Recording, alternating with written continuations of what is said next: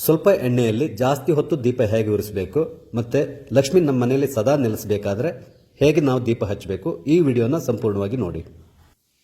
ನಮಸ್ಕಾರ ಎಲ್ಲರಿಗೂ, ಅಮ್ಮೀಸ್ ಲೈಫ್ ಸ್ಟೈಲ್ಗೆ ಸ್ವಾಗತ. ಇವತ್ತು ನಾನು ನಿಮಗೊಂದು ಉತ್ತಮವಾದ ಟಿಪ್ಸನ್ನು ಹೇಳ್ತಾ ಇದ್ದೇನೆ. ಅದೇನಂತ ಹೇಳಿದ್ರೆ, ನಾವು ಸಾಮಾನ್ಯವಾಗಿ ಎಲ್ಲರ ಮನೆಯಲ್ಲಿಯೂ ದೀಪ ಹಚ್ತೇವೆ. ದೀಪ ಹಚ್ಚಿ ಸ್ವಲ್ಪ ಹೊತ್ತಾದ್ಮೇಲೆ ಅದು ಎಣ್ಣೆ ಖಾಲಿ ಆದ ಕೂಡಲೇ ಆರಿ ಹೋಗುತ್ತೆ. ಈ ದೀಪನ ತುಂಬ ಜಾಸ್ತಿ ಹೊತ್ತು ಉರಿಲಿಕ್ಕೆ ನಾವು ಏನು ಮಾಡಬೇಕು ಅಂತ ಹೇಳ್ಕೊಂಡು ನಿಮ್ಗೆ ಇವತ್ತು ಒಂದು ಟಿಪ್ಸನ್ನು ಹೇಳ್ಕೊಡ್ತಾ ಇದ್ದೇನೆ. ಮೊದಲಿಗೆ ನಿಮ್ಗೆ ಏನು ಹೇಳ್ತೇನೆ ಅಂತ ಹೇಳಿದ್ರೆ, ನೀವು ದೀಪಗಳನ್ನು ಸೆಲೆಕ್ಟ್ ಮಾಡುವಾಗ ಈ ಥರದ ದೀಪಗಳನ್ನು ಸೆಲೆಕ್ಟ್ ಮಾಡಿದ್ರೆ ತುಂಬ ಒಳ್ಳೆಯದು. ಅಂದರೆ ಮಿಡ್ಲಲ್ಲಿ ಬತ್ತಿನ ಫಿಕ್ಸ್ ಮಾಡುವಂಥದ್ದು ಇರ್ತದಲ್ಲ, ಇಂಥದ್ದು ಸೆಲೆಕ್ಟ್ ಮಾಡಿದರೆ ಜಾಸ್ತಿ ಹೊತ್ತು ದೀಪ ಉರಿತದೆ. ಅದೇ ನಾರ್ಮಲ್ ಇದಾದರೆ ಏನಾಗುತ್ತೆ ಅಂದರೆ ಬತ್ತಿ ಕೂಡ ಬೇಗ ಹಾಳಾಗೋಗುತ್ತೆ ಮತ್ತು ಜಾಸ್ತಿ ಹೊತ್ತು ಉರಿಯೋಲ್ಲ. ಇದು ಕೂಡ ಡಿಟ್ಯಾಚಬಲ್, ಅಂದರೆ ತೆಗಿಬೋದು. ಇದು ಕೂಡ ಸ್ಕ್ರೂ ಟೈಪು. ಸೊ ಇದನ್ನು ಕೂಡ ನಾವು ತೆಗಿಲಿಕ್ಕೆ ತುಂಬ ಈಸಿ. ಈ ಥರ ತೆಗೆದು ನಾವು ಕ್ಲೀನ್ ಮಾಡಲಿಕ್ಕಿದೆಯಲ್ಲ, ತುಂಬ ಹೆಲ್ಪ್ ಆಗುತ್ತೆ. ಇದು ಬತ್ತಿ ಇದೆಯಲ್ಲ, ಬತ್ತಿನ ತಗೊಂಡು ನಾರ್ಮಲ್ ಆಗಿ ಈ ಥರ ಇರ್ತದಲ್ಲ, ಇದನ್ನು ಡೈರೆಕ್ಟಾಗಿ ಫಿಕ್ಸ್ ಮಾಡಬಾರ್ದು ನಾವು, ಆವಾಗ ಜಾಸ್ತಿ ಹೊತ್ತು ಉರಿಯಲ್ಲ. ಬತ್ತಿಯನ್ನು ಕೈಯಲ್ಲಿ ಈ ರೀತಿ ಒಂದು ಸ್ವಲ್ಪ ಹೊಸಿಬೇಕು. ಆಯಿಲ್ ಎಳ್ಕೊಳ್ಳೋದಿದೆಯಲ್ಲ ಸ್ವಲ್ಪ ಸ್ಲೋ ಆಗ್ತದೆ. ಜಾಸ್ತಿ ಆಯಿಲ್ ಎಳ್ಕೊಳ್ಳೋದು, ಎಷ್ಟು ಬೇಕೋ ಅಷ್ಟೇ ಎಳ್ಕೊಳ್ತದೆ. ಇಲ್ಲದಿದ್ದರೆ ಏನಾಗುತ್ತೆ, ಆಯಿಲ್ ಈ ಬತ್ತಿಯಲ್ಲೇ ಉಳ್ಕೊಂಡು ಬಿಡ್ತದೆ. ನೀವು ನೋಡಿರ್ಬೋದು, ಬತ್ತಿ ಆರಿದ ಮೇಲೆ ಈ ಬತ್ತಿನ ಪ್ರೆಸ್ ಮಾಡಿದರೆ ಅದೆಲ್ಲ ಆಯಿಲ್ ದಿನಕ್ತಾ ಇರ್ತದೆ. ಸೊ ಈ ಥರ ಮಾಡಿದರೆ ಆವಾಗ ಜಾಸ್ತಿ ಆಯಿಲನ್ನು ಎಳ್ಕೊಳ್ಳೋದು, ಎಷ್ಟು ಬೇಕೋ ಅಷ್ಟು ಮಾತ್ರ ಆಯಿಲ್ ಎಳ್ಕೊಂಡಿರ್ತದೆ. ಹಾಗಾಗಿ ದೀಪ ಜಾಸ್ತಿ ಹೊತ್ತು ಉರಿತದೆ. ನಂತರ ಇದನ್ನು ಕಟ್ ಮಾಡ್ಕೊಂಡು ಈ ಥರ ಮಿಡ್ಲಲ್ಲಿ ಕಟ್ ಮಾಡ್ಕೊಳ್ಳಿ. ಎರಡು ಬತ್ತಿನ ಒಟ್ಟಿಗೆ ಸೇರಿಸ್ಬಿಡಿ. ಹೀಗೆ ಇದನ್ನು ಈ ಹೋಲ್ ಇದೆ ನೋಡಿ, ಇದರೊಳಗಡೆ ಈ ಥರದಲ್ಲಿ ಫಿಕ್ಸ್ ಮಾಡಿಬಿಡಿ. ನಾವು ಇಲ್ಲಿ ಕೂಡ ಅಷ್ಟೇ, ಇದು ಜಾಸ್ತಿ ಲೆಂತ್ ಇಡಬಾರ್ದು, ಸ್ವಲ್ಪ ಕಮ್ಮಿ ಲೆಂತ್ ಇಟ್ಟರೆ ಆವಾಗ ನಿಮಗೆ ಜಾಸ್ತಿ ಹೊತ್ತು ದೀಪ ಉರಿತದೆ. ಈಗ ಇದನ್ನು ಫಿಕ್ಸ್ ಮಾಡೋಣ.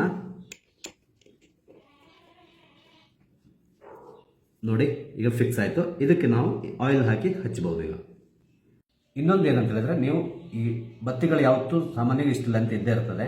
ಸೊ ನೀವು ಹಚ್ಚುವಾಗ ನಿಮ್ಗೆ ಎಷ್ಟು ಬೇಕೋ ಅಷ್ಟಕ್ಕೆ ಕಟ್ ಮಾಡಿಕೊಂಡು ಯೂಸ್ ಮಾಡ್ಕೊಳ್ಳಿ. ಯಾವಾಗ ಏನಾಗುತ್ತೆ, ಆಯಿಲ್ ವೇಸ್ಟ್ ಆಗೋದು ಉಳಿತದೆ, ನಿಮ್ಮ ಬತ್ತಿ ಕೂಡ ಹಾಳಾಗೋದು ವೇಸ್ಟ್ ಆಗೋದು ಉಳಿತದೆ.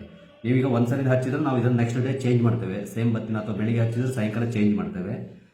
ಚೇಂಜ್ ಮಾಡಿದಾಗ ಅದು ವೇಸ್ಟ್ ಆಗಿ ಹೋಗುತ್ತೆ. ಅದಕ್ಕೆ ಎಷ್ಟು ಬೇಕೋ ಅಷ್ಟೇ ಲೆಂತಿಗೆ ನೀವು ಕಟ್ ಮಾಡಿಕೊಂಡು ಹಚ್ಚಿ.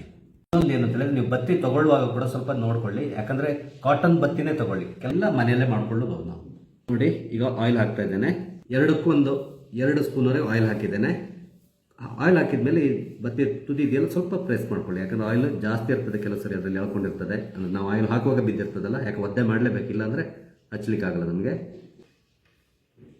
ಈಗ ದೀಪ ಹಚ್ಚಿ ತೋರಿಸ್ತಾ ಇದ್ದೇನೆ ನಿಮಗೆ. ನೋಡಿ, ಅದು ಆಯಿಲ್ ಇರ್ಲಿಕ್ಕೆ ಹೋಗಿ ಇಮ್ಮಿಡಿಯೇಟಾಗಿ ದೀಪ ಹಚ್ಕೊಂಡು ಬಿಡ್ತದೆ. ಈಗ ಬತ್ತಿನ ನಾವು ಸ್ವಲ್ಪ ದಪ್ಪ ಮಾಡಿ ಹಾಕಿರ್ಲಿಕ್ಕೆ ಹೋಗಿ ಸ್ಲೋ ಆಗಿ ಅದು ಆಯಿಲ್ ಹಾಕೊಳ್ತದೆ. ಹಾಗಾಗಿ ನಿಮ್ಗೆ 1 ಗಂಟೆಗೆ ಉರಿಯೋ ದೀಪ ಮಿನಿಮಮ್ 2-2.5 ಅವರ್ ಉರಿತದೆ. ಅಂದರೆ 2-2.5 ಗಂಟೆ ಟೈಮ್ ನೀವು ಉರಿಸ್ಬೋದು.